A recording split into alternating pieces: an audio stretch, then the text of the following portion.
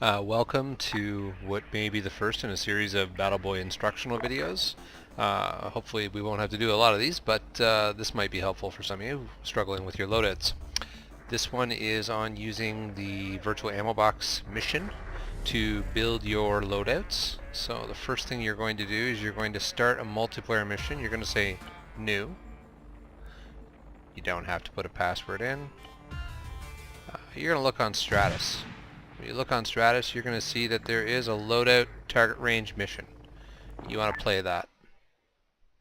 When it loads into the multiplayer lobby, you're confronted with two things. You can join Blue 4 side or Op 4 side. You'll find your corresponding unit here. There's the 10 units for the Battleboys group.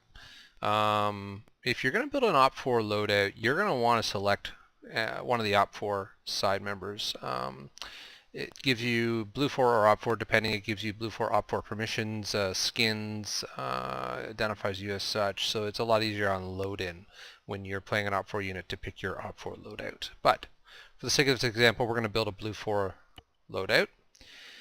You'll see that it's pretty self-explanatory. Build your loadouts and train with them. That's the point of this mission.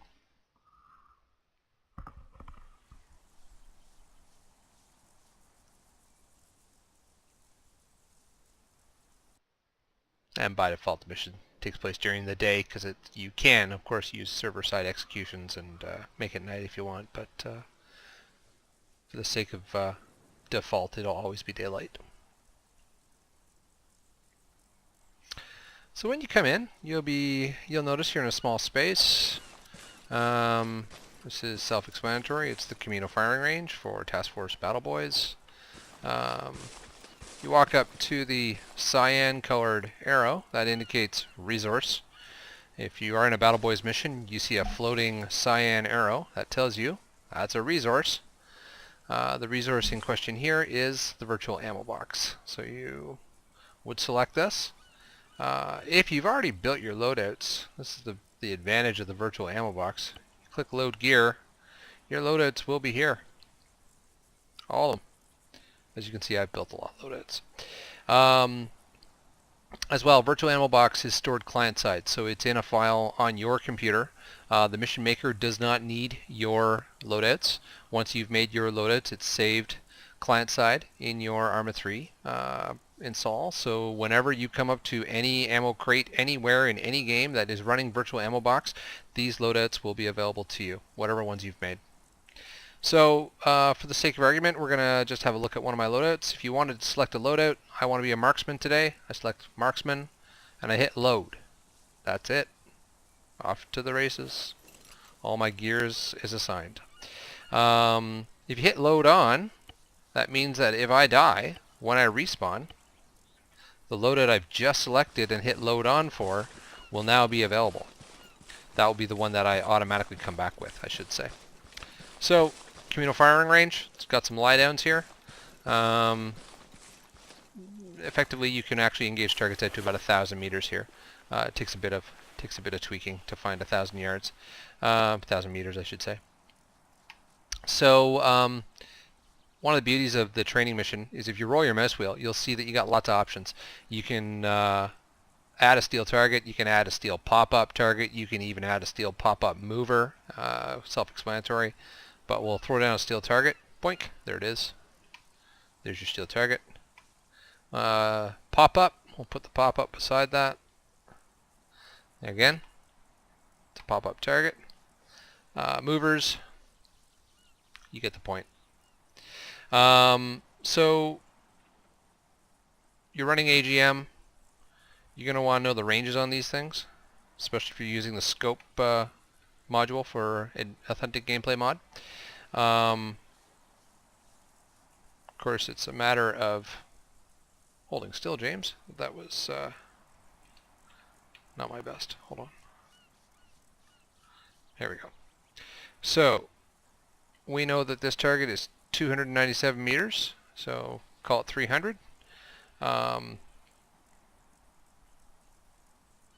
I played around with the M40, so I'm fairly accustomed to it at this point.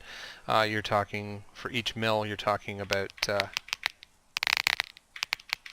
actually tenth of a mil, you're talking about 10 yards, so 10 meters. So we'll try for 3 for elevation. We got a very light wind from the south, which is essentially going to move our bullet maybe a tiny bit to the right. So we'll try just maybe a single mil adjustment.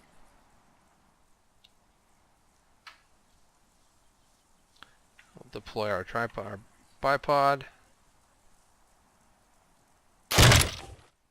No. Oh, it says a hit there, actually. That's what those yellow pips are. So it was a little high. We'll try here. That's a little more rewarding. So, yeah, I'm a little generous with my elevation settings, but as you can see, it's pretty good. The scope mod from AGM. Yeah, I mean, each time we're getting good contact. Now, one of the nice things about the training mission is if you're having trouble setting things in, you're not exactly sure where your rounds are going, you can toggle bullet path tracing. Once you toggle bullet path tracing, it probably actually shows up better if I zoom out. See, it shows that bullet. Red zone is full velocity or near full velocity. Green is the next step down in velocity. Blue, etc., etc. So it's just showing you the trace of the bullet as it goes, as it travels. And so if you're engaging at an extreme range and say you want to try and figure out where exactly your bullets are looping to, like let's try way out there. See, that gives you a really good indicator of what kind of drop you're talking about. Knowing that this is a 300 Win Mag and it's dropping off like that at around 900 meters. That's going to tell you where you need to be adjusting your elevation. Yeah. You don't want that on anymore. You toggle bullet path tracing, turns it off. Top right corner tells you it's been disabled. Bullet camera. We'll do the bullet camera. It's fun. Bullet camera. Once you engage the target, you fire, and you're the bullet. You're flying through the air. Now, it's a little tough to sometimes see exactly where it hits because targets don't really, the bullet doesn't stay at the target for a long time. It just keeps going. But in this case, that bullet traveled right up to the zone and in. Didn't ricochet, so we didn't continue to follow it. There it ricocheted. However, that tink noise you're hearing each time tells you the bullet has made impact. So, okay. So let's try.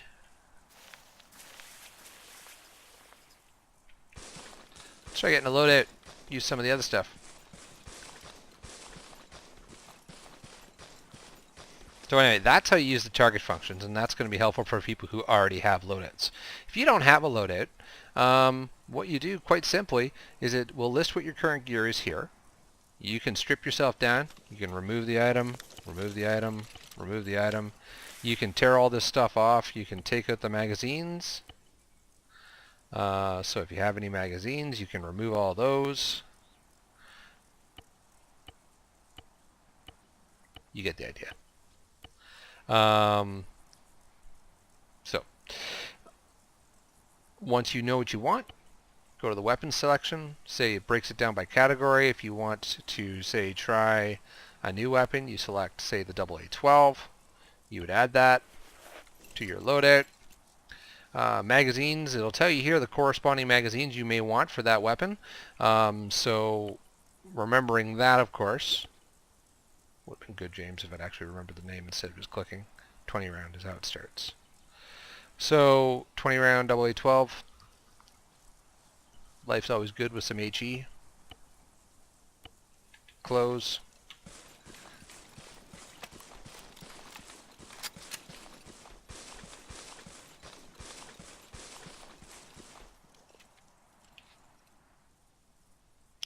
Let's give ourselves steel target. Ah. Yes. Ear protection. Equipment. Earplugs in. Aha. Bullet path. Bullet camera. Let's turn that off.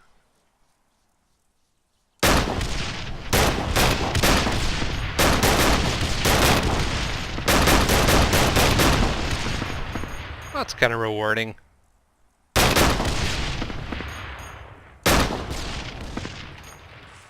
So, that's how you do different loadouts. say we go through the rigmarole of creating that loadout. That's exactly what we want. That is what we are. That's the loadout we want. When we go up to the virtual ammo box, we have the choices. We can load an existing loadout we've created, or we can save our gear. We would state the name we want here, and we would indicate the slot in which we want to save it. Once we hit save, that new loadout will now be available under that name. Any mission where virtual ammo box is running, that loadout will be available. Couple other features. Let's do a AT specialist for this loadout. So let's say that our objective here is to actually test our ability with a launcher. Well, one of the nice things is we can create vehicle targets. So just like we create steel pop-ups, you scroll on the mouse wheel until you see what you want. I want to create a vehicle target. I want to create a vehicle target way out there. Okay, and I want to create another vehicle target. Oh, I don't know. Let's give ourselves something a little challenging, if possible. Oh, yeah, okay. I have a thought. Maybe it'll work. Nah, it didn't work, but that's okay. So then we will select our launcher. We know we have a vehicle way out there.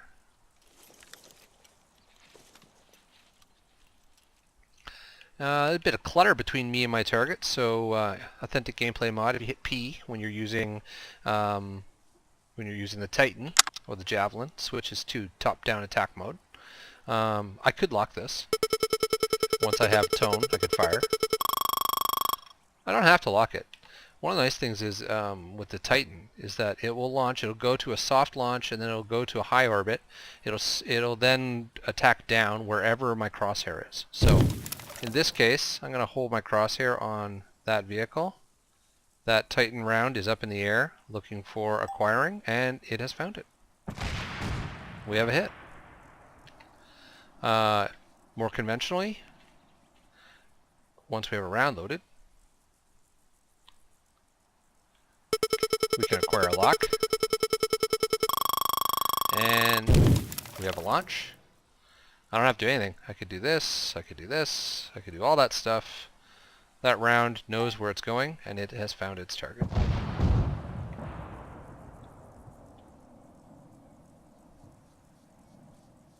Alright, so last thing, I'm not going to do it because it creates havoc, but King of the Hill. Mark found this out. King of the Hill, you hit it, you don't see anything, you don't think anything's going on. Well, what King of the Hill does is it starts generating a ring of Op4 soldiers around you, somewhat distant, that start to converge on your point. And it will continue to spawn Op4 units that will continue to attack you at your location. And really, it is a battle of attrition. You will lose. You can't really win King of the Hill, except by turning it off. But it's a great kind of test for a variety of ranges and range combats. Eventually, everything ends up being close range, and all of the Op4 end up congregating on your space. But Virtual Ammo Box, an incredibly useful tool. It is a core feature of all Battleboy missions. Every Battleboy mission, look for this style of ammo box, this pallet with these ammo boxes on it. Look for a yellow border.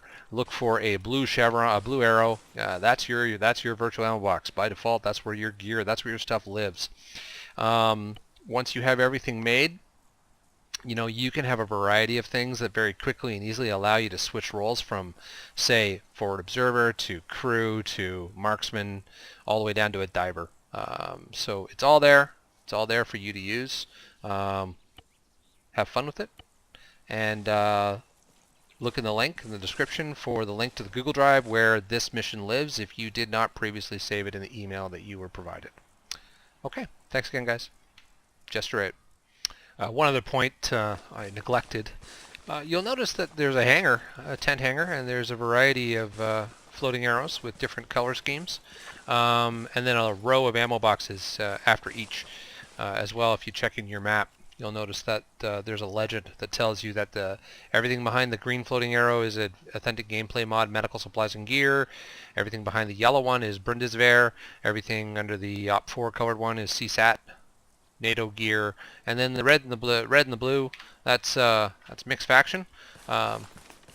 Lead box in the mixed faction is all the lovely stuff made by the folks at Red Hammer Studios for the Escalation mod, Russian Federation and American weapons. So that's all current gear. That's all current timeline gear. It's all ArmA 3 lighting effects, all ArmA 3 skins. Good looking stuff. Bit of a tour. If you run around the side here and keep running, you're going to note that there's some helo, there's some landing pads in the only flat space at the communal firing range. If you're wanting to, you can create some vehicle targets. You can take up a couple of the helos that we are apt to use. The Venom's there, the AH-6 Little Bird, Pawnee, it's here. MH-6 is here, just, sorry, another copy of the AH-6, sorry, and then a Cobra. Those are available as well. Whenever you're at a Battleboy mission, look for this medical marker in the center. This is actually a vehicle repair point. Any helo that lands there will be repaired, rearmed, refueled.